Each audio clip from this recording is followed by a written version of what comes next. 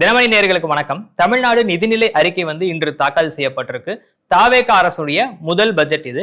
So இந்த பட்ஜெட்ல என்னென்ன அம்சங்கள்லாம் இடம்பெற்றது அப்படின்றத ரொம்ப விரிவா ஆழமாலாம் இல்லாம முக்கியமான அம்சங்கள் என்ன அப்படின்றத ரொம்ப சுருக்கமா ஒரு கேப்ஷன் மாதிரி பார்க்கலாம்.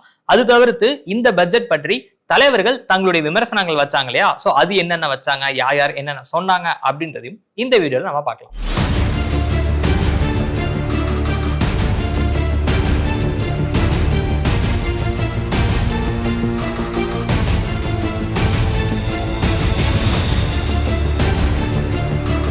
இந்த பட்ஜெட் மேல எல்லாருக்கும் ஒரு பெரிய எதிர்பார்ப்பு இருந்தது. காரணம் என்ன அப்படின்னா, விஜய் அவர்கள் முதல்வரான பிறகு தாக்கல் செய்யப்படக்கூடிய முதல் பட்ஜெட். அவர் நிறைய அறிவிப்புகள் முன்னாடியே கொடுத்திருந்தாரு தேர்தலுக்கு முன்னாடியே. அதுல என்னென்ன அம்சங்கள்லாம் இந்த பட்ஜெட்ல இடம்பெற போகுது அப்படின்னு எல்லாரும் ஆர்வமா காத்துட்டு இருந்தாங்க.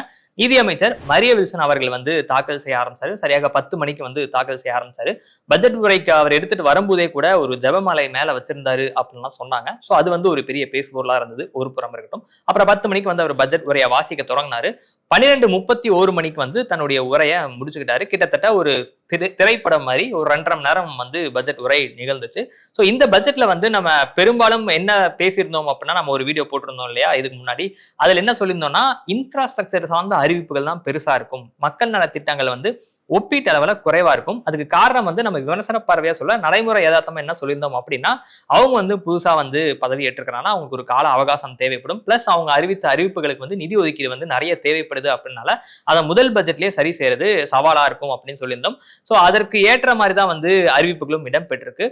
ரொம்ப நம்ம தலைப்பு செய்திகளை கவரக்கூடிய அறிவிப்புகள் அப்படின்னு பார்த்துட்டோம் அப்படின்னா, நம்ம +1 ஸ்டூடெண்ட்ஸ்க்கு மிதிவண்டி தராங்க, அதாவது சைக்கிள். அதுல என்னன்னா ஹெல்மெட், வாட்டர் பாட்டில்லாம் வைக்கிற மாதிரி கொஞ்சம் ஒரு நவீன முறையில இருக்கக்கூடிய ஒரு சைக்கிள் தராங்க போல.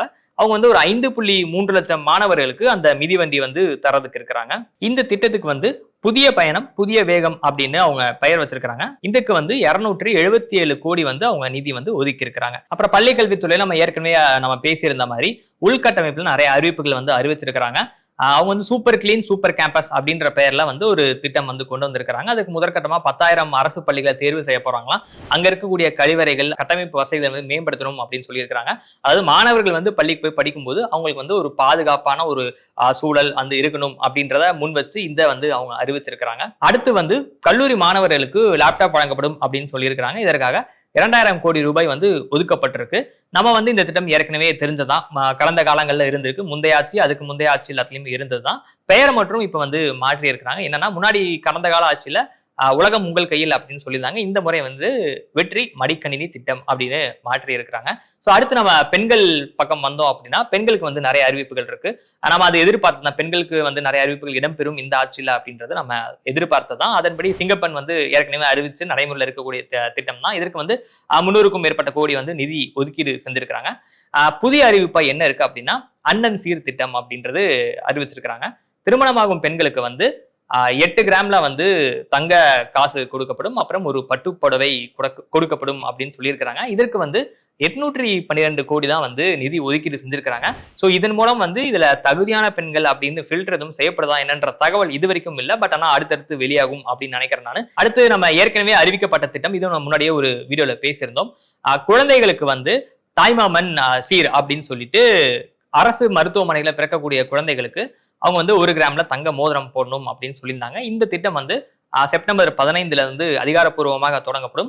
ஆனா முன்தேதியிட்டு ஜூன் 22 கணக்கீடு செய்யப்படும். ஜூன் 22 அரசு மருத்துவமனைகள்ல பிறந்த குழந்தைகளுக்கு இந்த திட்டம் செயல்படுத்தப்படும் அப்படின்னு ஏற்கனவே சொல்லியிருந்தாங்க. ஏற்கனவே வெளியிட்ட அறிவிப்புல 755 கோடி ரூபாய் ஒதுக்கீடு செய்யப்படும் அப்படின்ற மாதிரி சொல்லியிருந்தாங்க. ஆனா இன்றைய அறிவிப்புல 560 கோடி தான் இதுக்கு ஒதுக்கப்பட்டிருக்கு. ஸோ இந்த மாற்றம் என்ன அப்படின்றது நமக்கு தெரியல. ஸோ அடுத்தடுத்த நாட்கள் இதற்கான விளக்கமும் நமக்கு தெரிய வரும் அப்படின்னு நினைக்கிறேன் நான். அதன் பிறகு இன்னொரு முக்கியமான அறிவிப்பை என்ன அறிவிச்சிருந்தாங்கன்னா, தாய் கேர் அப்படின்னு சொல்லிட்டு ஒரு திட்டத்தை அறிவிச்சிருக்கிறாங்க. இது எதுக்கு அப்படின்னா, கர்ப்பிணிகள் தங்களுடைய பிரசவ தேதி நெருங்கும் பொழுது இந்த மையங்கள்ல போய் அவங்க போய் இருந்துக்கலாம். அந்த மையங்கள்ல என்ன கிடைக்கும் அப்படின்னா, கட்டணமில்லா உணவு கிடைக்கும், மருத்துவ உதவிகள் கிடைக்கும், அப்புறம் தொடர்ந்து மருத்துவ கண்காணிப்பும் அங்க கிடைக்கும் அப்படின்னு சொல்லியிருக்கிறாங்க. இந்த திட்டத்துக்காக 23 கோடி ரூபாய் நிதி ஒதுக்கீடு செய்யப்பட்டிருக்கு. சோ இது வரைக்கும் பேசின அறிவிப்புகள் என்ன அப்படின்னா, இந்த பட்ஜெட்ல ஒப்பீட்டு அளவுல இதுதான் முக்கியமான அல்லது தலைப்பு செய்திகளாக பார்க்கக்கூடிய ஒரு அறிவிப்புகள்னா முன்னாடி பேசின இந்த அறிவிப்புகளா தான் இருக்கும். இது தவிர்த்து நிறைய அறிவிப்புகள்லாம் இருக்கு. பத்திரப்பதிவு துறையில நேர்ல வர வேணாம் அப்படின்றது நடைமுறைக்கு வர இருக்கு அப்படின்னு சொல்லியிருக்கிறாங்க. அப்புறம் வீடு வழங்கப்படும் அப்படின்னு சொல்லியிருக்கிறாங்க. மெட்ரோ சார்ந்த நிறைய அறிவிப்புகள் இருக்கு. அப்புறம் கூவா மாற்றிலையும் அடையார் ஆற்றிலும் வந்து குழந்தைகளை வந்து குதிச்சு விளையாடலாம் அப்படின்றதுக்கான மாற்றங்கள் உருவாக்கப்படும் சொல்லியிருக்கிறாங்க. இதற்காக டெண்டர் கோரப்படும் அப்படின்னு சொல்லியிருக்கிறாங்க. தாமிரபரணி ஆத்துல வைகை ஆற்றுலாம் வந்து நதி சுற்றுலா மேற்கொள்ளலாம் அப்படின்னு சொல்லியிருக்கிறாங்க. இது வந்து உள்ளூர் சுற்றுலாத்துறையை மேம்படுத்தும் அப்படின்னு சொல்லியிருக்கிறாங்க. எல்லினோ குறித்து நிறைய அச்சங்கள் வந்து எழுந்துட்டு இருக்கிறதுனால எல்லினோக்கு அப்படின்னு சொல்லிட்டு 340 கோடி ரூபாய் வந்து ஒதுக்கி இருக்கிறாங்க. அதாவது எல்லினோ மூலமா ஏற்படக்கூடிய பாதிப்புகள் எப்படி சரி செய்யணும், அதற்கான முன்னேற்பாடுகள் என்ன அப்படின்றதெல்லாம் மனசுல வச்சு அதுக்கு ஒரு நிதி வந்து ஒதுக்கி இருக்கிறாங்க. இது வந்து வரவேற்கத்தக்கதாவே பார்க்கப்படுது. நிறைய விமர்சனங்களை என்ன வச்சாங்க அப்படின்னா, நிறைய திட்டங்களுக்கு வந்து பெயர்கள் வந்து மாற்றப்பட்டிருக்கு. அந்த திட்டங்களுக்கெல்லாம் முன்னாடி வெற்றி வெற்றி வெற்றி அப்படின்னு போட்டிருக்கனால இவங்க எல்லாத்தையுமே வெற்றின்னு போட்டு வச்சிருக்காங்க அப்படின்ற மாதிரியான விமர்சனங்கள் வருது. எதிர்கட்சி தரப்புல இருந்து என்ன மாதிரியான விமர்சனங்கள் வருது அப்படின்னா, உதயநிதி ஸ்டாலின் அவர்கள் வந்து இந்த பட்ஜெட்டை 0 அப்படின்னு குறிப்பிட்டிருக்கிறாரு. முன்னாள் எதிர்கட்சி தலைவரான எடப்பாடி பழனிசாமி அவர்களும் வந்து என்ன சொல்லியிருக்காருன்னா, அவரும் வந்து 0 மதிப்பெண் கொடுக்கப்படும் அப்படின்னு சொல்லியிருக்கிறாரு. திமுக தலைவர் ஸ்டாலின் அவர்கள் வந்து ஒரு எக்ஸ்ட்ரா பக்கத்துல ஒரு பதிவு போட்டிருந்தாரு. எல்லாரும் வந்து இந்த பட்ஜெட் வந்து ஒரு பிளாஸ்டா இருக்கும் அப்படின்னு எதிர்பார்த்துட்டு இருந்தாங்க. ஆனா இந்த பட்ஜெட் வந்து வேஸ்டா மாறி இருக்கு அப்படின்னு அவர் வந்து ஒரு மாதிரி ஜென்சி கிசியும் பிடிக்கணும்னு நினைச்சு ஒரு ட்வீட்டை எக்ஸ்ட்ரா பக்கத்துல பதிவு செஞ்சிருக்கிறாரு.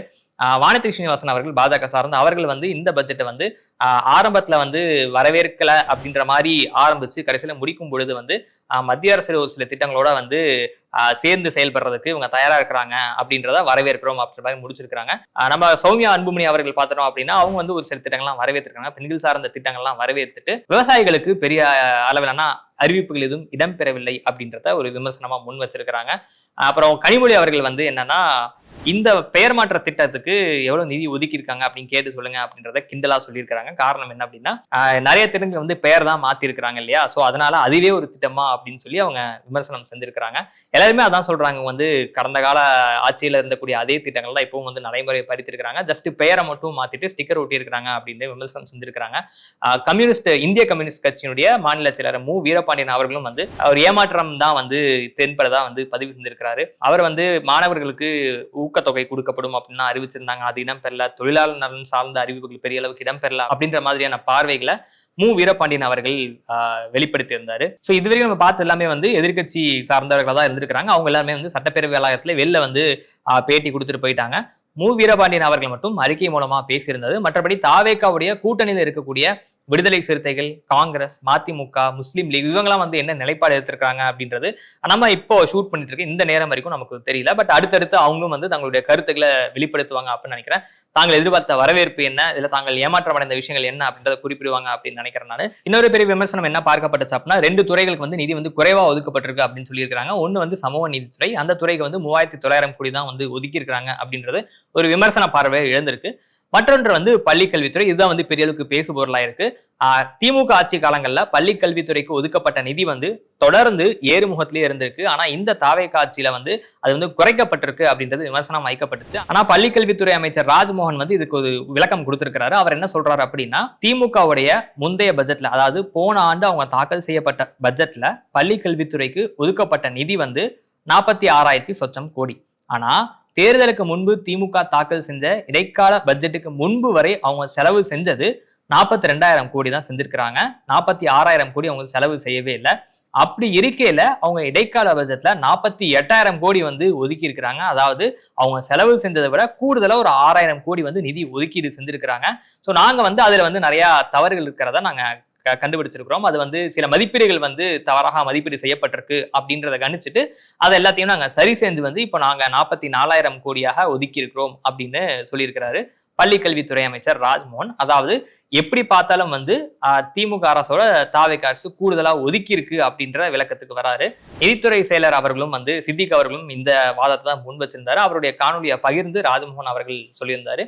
அடுத்து வந்து கடனை பார்த்துட்டோம் அப்படின்னா, கடன் வாங்காம ஒன்றும் செய்ய முடியாது அப்படின்ற ஒரு பார்வை வந்து நம்ம எல்லாருமே பேசிட்டு இருந்தாங்க இல்லையா. வெள்ளை அறிக்கை வெளியிட்ட போதும் வந்து இது பெரிய அளவுக்கு சர்ச்சையானது. இன்னைக்கு வந்து நிதித்துறை செயலர் வந்து செய்தியாளர் சந்திச்சாரு சித்திக் அவர்கள். அவர் என்ன சொன்னார் அப்படின்னா, 50 ஆண்டுகள் ஆனாலும் வந்து நீங்க கடனை குறைக்க முடியாது, கடன் வாங்கிட்டு தான் இருக்கணும். ஆனா மத்திய அரசு அனுமதிச்சிருக்கக்கூடிய அந்த வரம்புக்குள்ளதான் வாங்குறோம். 3% அதுக்குள்ள நம்ம வந்து கடன் வாங்கலாம். சோ அந்த வரம்புக்குட்பட்டு 1.22 லட்சம் கோடி வந்து கடன் வாங்கும் தாவேக அரசு அப்படின்றதையும் அவர் வந்து முன் வச்சிருக்கிறாரு.